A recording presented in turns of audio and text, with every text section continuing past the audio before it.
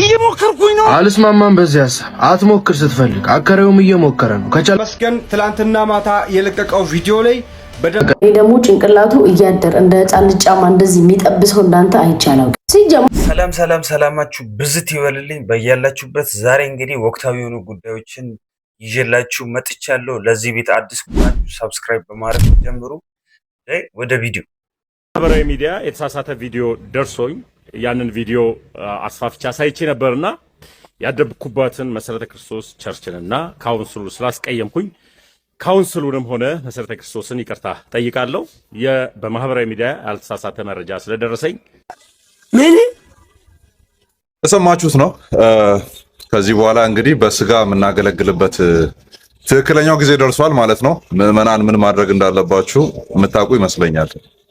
መስገን ትላንትና ማታ የለቀቀው ቪዲዮ ላይ በደንብ አድርጎ ትኩረት ሰጥቶ ለሰማው ሰው የማስመሰል እንደሆነ ይገባዋል። አንዴ ይህን ቪዲዮ ሰምተን እንመለስ። የተወደዳችሁ ውድ ክርስቲያኖች ሁላችሁንም ሰላም ብያለሁ። አሁን በዚህ አጭር ቪዲዮ የመጣሁት የይቅርታ ቪዲዮ ላሰማ ነው የመጣሁት። ማለትም ያልተሳሳተ መረጃ ስለደረሰኝ ያልተሳሳተ መረጃ አስፋፍቻ ሳይቼ ነበርና ያደብኩባትን መሰረተ ክርስቶስ ቸርችንና እንደተመለከታችሁት ነው። ትክክል የሆነ መረጃ ስለደረሰኝ በሶሻል ሚዲያዬ አጋርቻለሁና ለዚህም ይቅርታ እላችኋለሁ ብሎ ባጭር ቃል ሲናገር ተመልክተናል። በእውነት ይቅርታ ልብ ያለው ሰው እንደዚህ ነው የሚናገረው። ብቻ ካፉ ስላወጣ ትክክል ነው ይቅር ብለናል ብለን ምንተው አይነት ሰዎች አይደለንም። ልብ ብሎ ለሰማ ሰው ካውንስሉን ያሳደገችኝን ቤተክርስቲያን ይቅርታ ጠይቃለሁ ካለ በኋላ በሶሻል ሚዲያ ላይ ትክክል የሆነ መረጃ ደርሶኝ ሰርቼበታለሁ ብሎ ድጋሚ ይቅርታ የተናገረበትን አንደበት አፍርሶታል። መሰረተ ክርስቶስ ቤተክርስቲያን ዝም ልትል አይገባም። እንዲሁም ደግሞ የሚመለከተው አካልም በዚህ ጉዳይ ላይ ሊሰራበት ይገባል ብዬ አምናለሁ። ኢትዮጵያ ውስጥ እየኖረ ከባድ የስም ማጥፋት ቤተክርስቲያን ላይ ጥቃት ተከፍቷል። ተመስገን የጌታ ለህግ ይቅረብ ብላችሁ ዛሬ የጀመሩት ሃሽታግ ተጀምሯል። በሙሉ እሱን ሼር ያደርጋችሁ ወደ እሱን ትቀጥላላችሁ። ለህግ ይቅረብ፣ ምክንያቱም አንድን ቤተክርስቲያን ማጋባት ጀምራለች ብሏል። በእውነቱ ከእውነት የራቀ በማስረጃ ያልተደገፈ ግን የጌታ የአባቱ ስም ባይታወቅም የደብረ ዘይቱ ማለት ነው እሱ ፎቶ እያነሳችሁ የትም ይሁን የትም ለህግ እንዲቀርብ ዘመቻ ተቀላቀሉ ጀምሯል የተወሰኑ ወገኖች። ምክንያቱም በሐሰተኛ መረጃን በማሰራጨት የሚለው ማለት ነው ተደጋጋሚ ጊዜ ነው። እናንተ መክራችሁታል። አንዳንዴ መጽሐፍ ቅዱስ ሲሸከም የዚህ ልጅ እንግዲህ ተመስገን የተባለው ከምንም በላይ ከመናገሩ በኋላ ራሱ ይሄንን አለማመኑ በጣም የሚያሳዝን ነው። መካዱ ይሄንን የተናገረውን ነገር ምናችሁ እንጂ አታውቁምና ብዙ መክራችሁታል። ያንተ ቤት ራሱ ብዙ እንት ብሎ አሁን ግን በማስረጃ ሳይሆን በሐሰተኛ ማስረጃ ነው እየወነጀለን ያለ ነውና በጣም ተወንጅለናል። ስማችን ጠፍቷል። ቤተክርስቲያን መሄድ አልቻለም። እየሞከርኩኝ ነው። አልስማማም በዚህ ሐሳብ። አትሞክር ስትፈልግ አከራዩም እየሞከረ ነው። ከቻልክ ቤቱን ልቀቅለትና የተሻለ የሚከፍለው ሰው መጥቶ ተከራይቶ።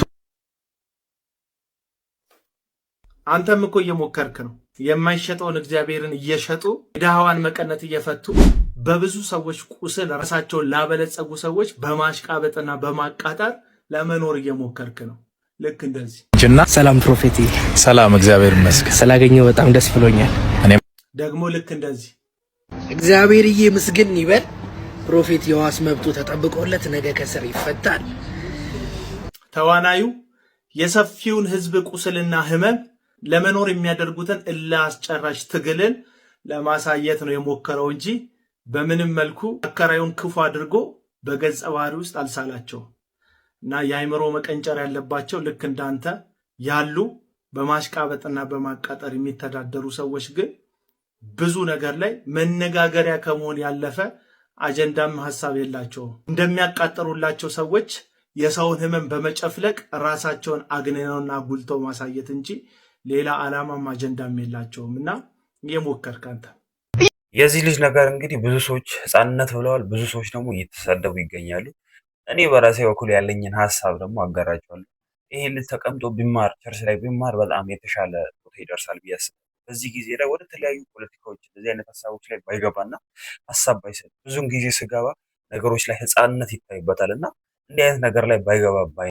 ከምንም በላይ እንግዲህ አማን ሻሎም በጣም ተመችቶኛል። ሁሉም ሐሳብ ሰጥቷል፣ ግን የአማን ሻሎም ደግሞ ይለያል። እስኪ አማን ሻሎም አይተን እንመለስ። እየሞከርኩኝ ነው። አልስማማም በዚህ ሐሳብ። አትሞክር ስትፈልግ አከራዩም እየሞከረ ነው። ከቻልክ ቤቱን ልቀቅለትና የተሻለ የሚከፍለው ሰው መጥቶ ተከራይቶ እሺ እንደሰማችሁት ነውና በዚህ ቪዲዮ ላይ ምንም ባልን ደስ ይለኝ ነበረ፣ ግን ኢትስ በጣም ኢሪቴቲንግ አይደል? ኢሪቴት የሚያደርግ ነው። ካነሳቸው ነጥቦች መካከል እንደ መከራከሪያ ከሆኑ ነጥቦች መካከል ኦኬ አከራዩም እየሞከረ ነው የሚል ነው እና የቪዲዮ ዓላማ አከራዩ እየሞከረ አይደለም የሚል አልነበረም። እንደውም ትወናውን በደንብ ላየ ሰው የሚረዳ አይነት ተከራይ ፊገር ነው የምናየው እዛ ጋር ሲከተለው ማለት ነው። ያንን የሚሞክረውን አካል ቆሞ በአዘኔታ ሲከተለው ህመሙንና ሀዘኑን ከፊቱ ላይ ያነበበ አከራይን ነው እያየን ያለ ነው እንጂ አከራዩ ደልቶታል የሚል ነገር አልነበረም። ጆ ይሄ ንግግር እንዲሁ ዝም ብሎ ባላንስ የሆነ ነገር ከማምጣት አንጻር የመነጨ ብቻ ነው ብዬ አላስብም። ምክንያቱም የምትከተላቸውና እየዞርክ ፕሮሞት የምታረጋቸው እዚህ ጋር እንደምታዩት ማለት ነው ፕሮሞት የምታረጋቸው ሰዎች ደሃ ጠል ናቸው። በእነሱ ነው ተከበ ያለው።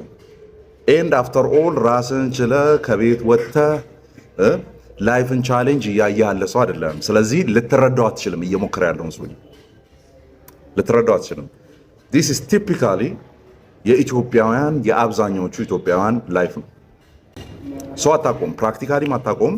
የከበቡና ፕሮሞት የምታደርጋቸው ሰዎች ደሃ ጠልና ገንዘብን የሚለቅሙ ደሃውን የሚያስለቅሱ ብልቃጥና ሸቀጥ ሻጮች ናቸው፣ የሚታወቅ ስለሆነ ማለት ነው። ኦኬ ድህነት መንፈስ ነው እያሉ የሚያስተምሩ ናቸው። ሶ ከነሱ መተ ቤተር የሆነ ነገር ሌላ ትናገራለህ ብለን ኤክስፔክት አናደርግም። ኦኬ ያለበት ፕሮስፔሪቲ ጎስፕል ሜንታሊቲ ነው እንደዚህ እያናገረ ያለው። አከራዮችን ያሰጠነ አከራዮችን ጭራቅ ያስመሰለ ተውኔትም አይደለም እዛ ጋር ያለው። በቃ ቪዲዮ ላይ ተውኔቱ ላይ ያየነው ነገር ኢቭን አንደርስታንዲንግ የሆነ አከራይም ጭምር እየሞከረ ያለውን ነገር ሊረዳለት የሚችል አከራይም ፊገር ነው እየታየ የነበረው እንጂ አንተ ባልክበት መንገድ ያኛውም እየሞከረ ነው ካልሆነ ቤቱ ልቀቅና የሚችል ሰው እንዴት እንዲጨካኝ ልትሆን ቻልክ? እንዴት እንዲጨካኝ ልትሆን ቻልክ? ይሄ ነው ክርስትና ያስተማረ? አፍተር ኦል የከበቡ ሰዎች ደሃ ጠለው ነው አንተ ደሃ ወዳጅ ልትሆን ትችላለህ የሚል ኤክስፔክቴሽን የለኝም እና ነውር ነው የተናገርከው። ምንም ቴዎሎጂይዝ ማድረግ አይጠበቅብንም። ይሄንን ኦር ክርስትና ፕሮቴስታንትነት ኦር ኦርቶዶክስነት ምናምን አንለውም። ይሄንን ይሄ ቤዚክ ሂውማን ሴንስን ያጣ ንግግር ነው። ሌላ ምንም ሊባል አይችልም። ይሄን ልጅ ግን ለምን ትናገሩታላችሁ? በእውነት አውቆ ጥምም ያለ ልጅ እኮ ነው። ሁሌ ጥምም ያለ ነገር የሚያወራና ስለዚህ በቃ ይሄንን ንቁ ችፍችፍ ብሎ መቶ ነው መናገር አያስፈልግም።